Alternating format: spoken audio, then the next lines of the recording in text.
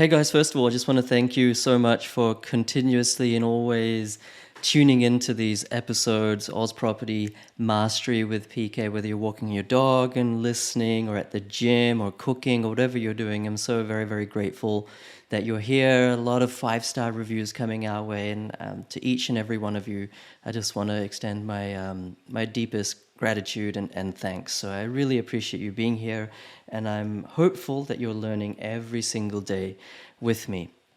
Today I want to talk about regrets, and then we're going to go on to the real stuff, but I just want to start by saying, what's the first thing that comes to your head when you hear the word regret? Most people, they start to think of things that they wish they did but never got around to, like, some people regret never pursuing their dreams of becoming an athlete, or some people might regret not spending enough time with someone who's passed away. Some people might regret spending too much time working and, missing out on having fun and just living exciting lives. And some people regret never attempting to achieve financial freedom. The sad truth is that if you don't take action on your goals now, that regret will not go away. This should really make you think, I think. If you don't get started today, then when will you? Most people say tomorrow, but that never actually comes. Tomorrow never comes. They never actually get started, which is why it's something that I, would want to try to help solve for you. This is why I do these episodes. And look, I grew up with a vision as well to secure a high-paying job and get on with a life like everyone else, but it all changed, and with a seed that grew into a determination that I have now to continue growing my multi-million-dollar portfolio and help others as well. So many people miss out on family time, they miss out on vacations, holidays, because they're always forced to slave away for someone else, and they're regretting it every second of every day. Then I think that's just a real shame. So as part of my legacy for, my humble self, I want to try to help people change that, even if it's just a little bit. Why do I want to do that? It's because it makes me happy.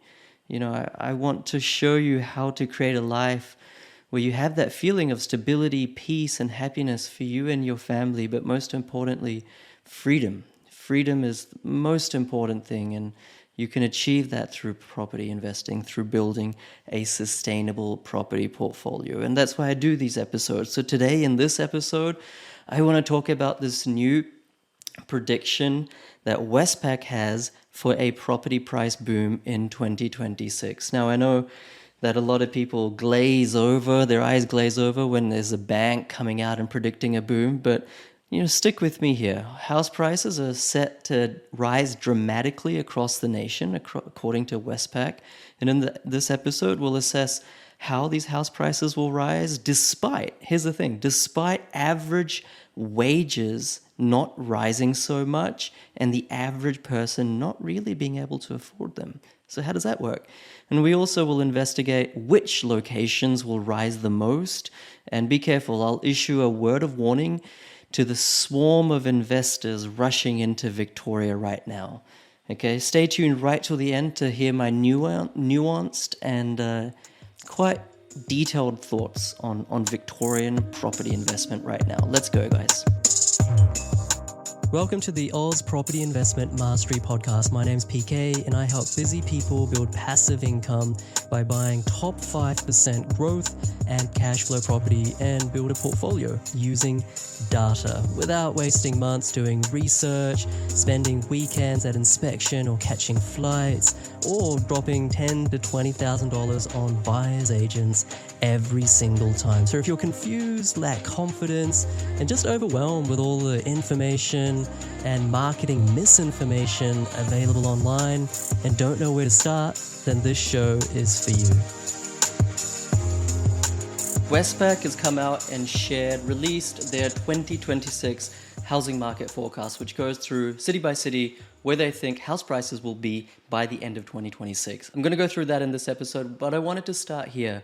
Periods when to make money. There's this chart that was sent to me a long time ago, actually, and I had wanted to make an episode on it, but here it goes. This chart was apparently made by someone called Samuel Banner, who was a farmer in the 1800s, and he wanted to understand how market cycles work. He published a book forecasting business and commodity prices. He identified years of panic, years of good times, and years of hard times. The top row shows that somehow this guy predicted the Great Depression, okay, World War II, and the dot-com bubble and bust, and even somehow the COVID crash. When I look at the middle row, the years in good times against the Australian housing market, it's pretty accurate. You know, like 1980s was a bit of a miss. Also, you could say it's showing from 1999, prices would go down, but actually those were some of the best times to buy in almost any capital city or otherwise in Australia. I mean, Brisbane, buying around that time, you'd have doubled your money by the time the global financial crisis hit. And of course, through that GFC period, Perth and Brisbane kept doing really well. Even Bendigo, places in Victoria, grew despite the global financial crisis. So this chart, I wanted to share it because it's interesting. Overall, it's got good principles that the market does run in cycles, but there's always markets within markets as well. And so what does this chart show us is going to happen right now? We're going into the end of 2025, into 2026. It's actually showing that this period going up to 2026 is a rise period, and then things will fall.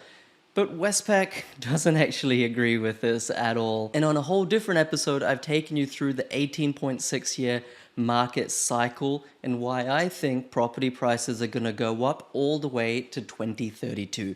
Go check out that episode. I've shared a whole bunch of charts and analysis.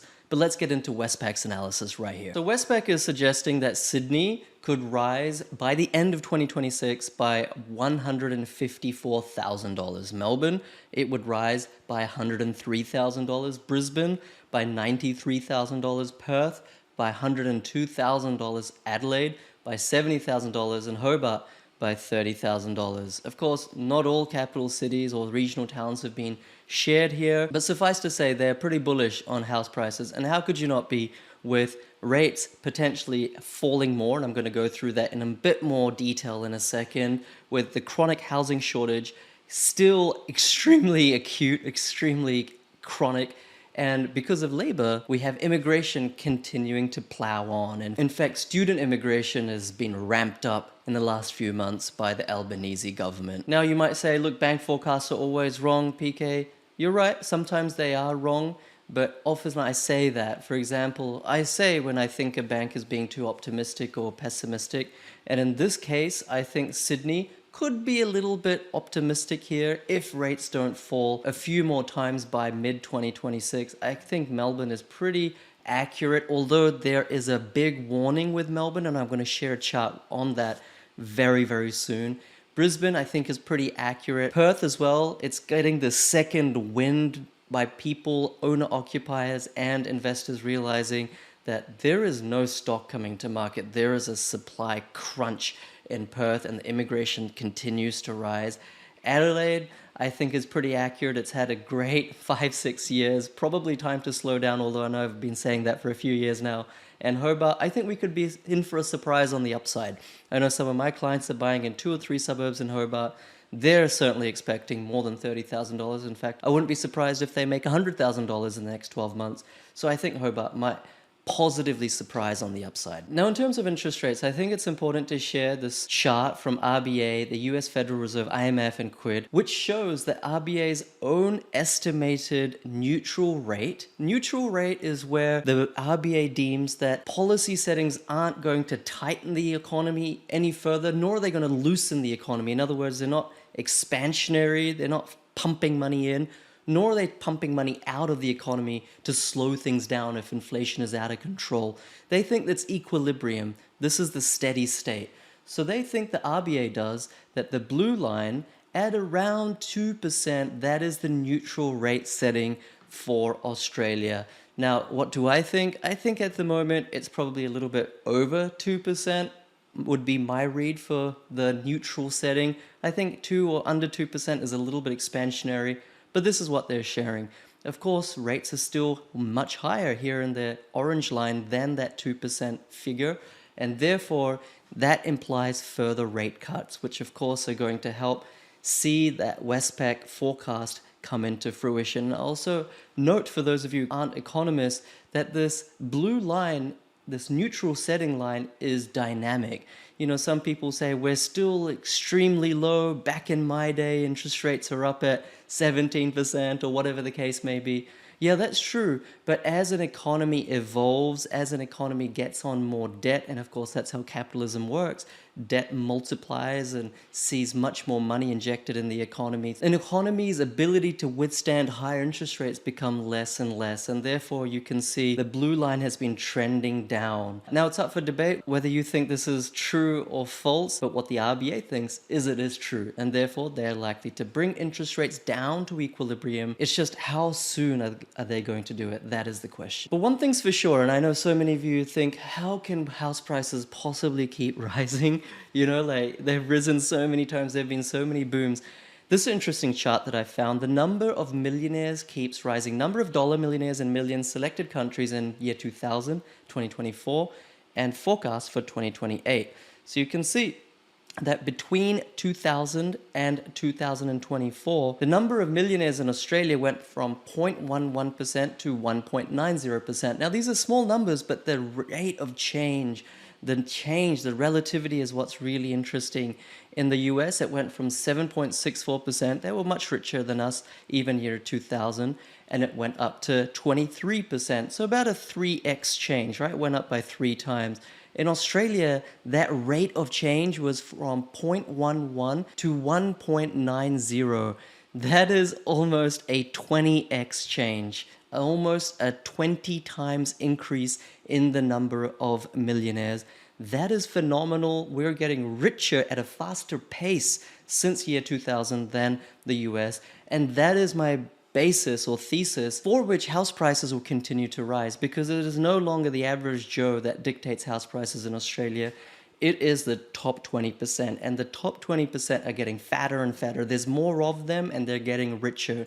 Therefore, if enough people can afford house prices, i.e. the top 20%, then house prices grow, leaving behind the bottom 20%, of course, and of course also the middle class, the 50th percentile. Fascinating chart if you really want to understand the dynamics of what's going on in property in Australia. Now, before we end this episode, I want to share this chart on Victoria. I know every buyer's agent, there's about 10,000 of them now, they're all pumping their clients into Victoria. They're not even doing much analysis these days. They're thinking it's going to be like Perth, where everything booms. It will not all boom. I know they're buying in every nook and cranny, every small regional town, every suburb of Melbourne, even out to beyond Melton, past Geelong, or anywhere they can find a property, buyers agents are buying for their clients. My word of warning. Now, I do think that parts of Victoria will boom. In fact, my clients that have bought in the last 18 months, parts of Melbourne, etc., have already seen $100,000, $150,000 gains. But this chart cannot be ignored. How Victoria compares on household disposable income compared to the OECD, the US, the G7, the rest of Australia, and Victoria. So you can see Victoria, in terms of disposable income, it has fallen since COVID. This is real income, real disposable incomes. And you could see this is a not only massive failure of the government, both the Scott Morrison government that was in power around the COVID time, and then obviously the most recent government, because the rest of Australia, including Victoria, is performing much worse than our peer countries, our Western democratic advanced nations. So Australia is going down, but Victoria is going down even further. Of course, people will blame Dan the man for that, and somewhat correctly, but I'm painting the picture that business sentiment, consumer sentiment, business expenditure, capital expenditure, consumer disposable income, it is very weak in Victoria and still falling. So do not expect a statewide boom like we saw in Queensland, and do not expect a statewide boom like we saw in WA. This is a different beast. This is where those who really know property markets, getting it down to the suburb, the street, the property, true due diligence, not just some random new buyer's agent that used to work an IT job 6 months ago.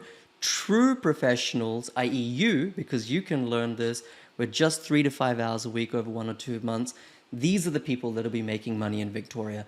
Great opportunity to buy in Victoria, but not like it was for so many of you who lucked out in the last 4 to 5 years. Australian house prices, in my view, are definitely going to rise in the next 6 months, in the next 12 months, and beyond. In fact, the RBA has released a data point recently that said even if house prices crashed by 30%, 9 out of 10 mortgage holders would still have positive equity. 9 out of 10, they'd still have positive equity. In other words, their loan would be less than their house value. That's how much equity people have in their houses right now. Make up your own conclusions, make up your own mind, but if you want to invest in real estate, the best time to do it is right now. And to level up, I'll leave a link below to my Facebook group, Australian Property Mastery with PK, with more than 60,000 members, amazing people. Guys, no one cares about you as much as you. No one cares about your money as much as you. Invest in the most important real estate. That's the 6 inches between your 2 ears. Invest in yourself, back yourself. This is a terrific time to get started.